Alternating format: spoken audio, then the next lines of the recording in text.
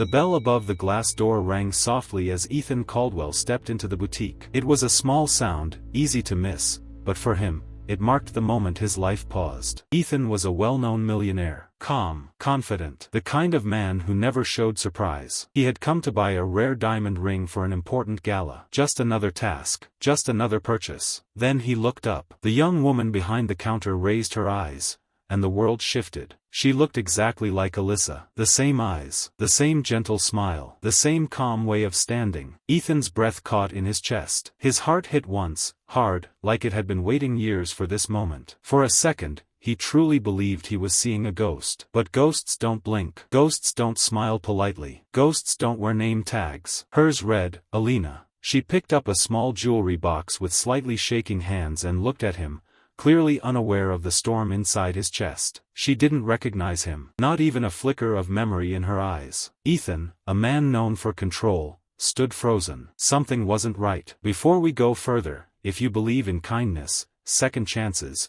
and the quiet power of love that heals, please like, comment, share, and subscribe. Stories like this remind us that life still has surprises waiting. For years, Ethan Caldwell had lived behind walls. He was self-made, rich, respected. He owned luxury cars, a glass penthouse, and a name that opened doors. But behind all that success was a cold, quiet heart. Years ago, his wife Alyssa had left. Not because of cheating, not because of hate, but because Ethan had chosen work over love. Late nights, missed dinners, broken promises, words spoken in anger and never taken back. One evening, she left a note on the table. I hope you find what you're looking for. He never did. The ring he once bought for their anniversary still sat in a drawer, untouched. Just like the part of his heart that had never healed. Until today. The boutique glowed with soft golden light. The air smelled of clean glass and light perfume. Alina spoke gently as she showed him rings, unaware that every word felt like an echo from his past. Even the way she moved hurt. She tucked a loose strand of hair behind her ear when she thought, Alyssa used to do that. Ethan wanted to ask questions. Where are you from? Do you have family? Why do you look like the woman I loved?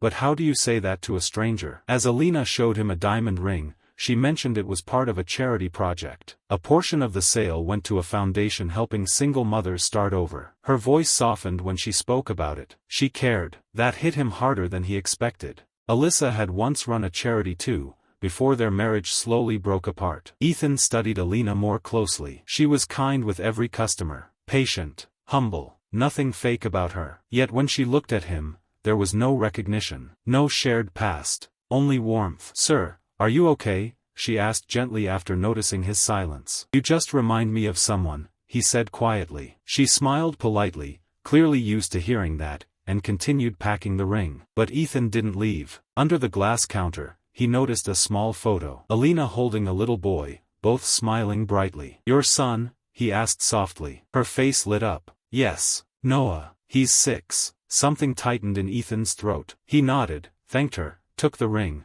and walked back out into the cold city air. But her face followed him. That night, Ethan couldn't sleep. Alina's smile, the little boy, the kindness in her voice. It all felt unfinished, like fate had opened a door and left it unlocked. The next day, he drove past the boutique. Just once, he told himself. She was there, laughing with a coworker. Real. Alive. Not a ghost. And for the first time in years, Ethan felt something warm in his chest. Hope. He began visiting the boutique more often. Always with a reason. A gift for a client. A necklace for an event. He never crossed a line. Never explained the real reason. Alina noticed. Back again, she teased one day with a smile. You're our most loyal customer. She didn't know that every visit helped him breathe easier. Not because she was Alyssa, but because she wasn't. She was proof that kindness still existed. Weeks passed. One quiet afternoon, Ethan finally spoke. He told her about his wife, his regrets, how he lost himself chasing money and power. Alina listened without interrupting. No judgment, just understanding. Then she said something that changed everything. Sometimes life takes away what we love, she said softly. Not to punish us, but to make space for something new. Not the same,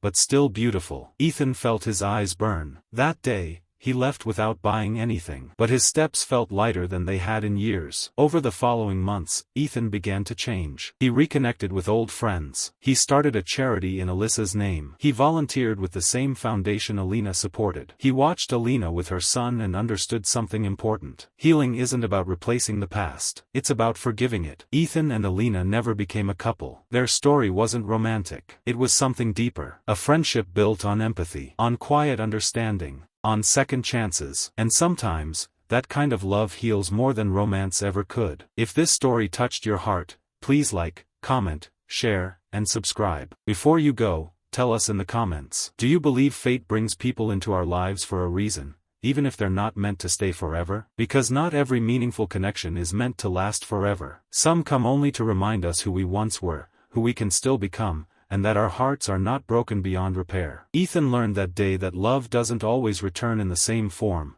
but it always returns with a lesson. And sometimes, that lesson is enough to save you.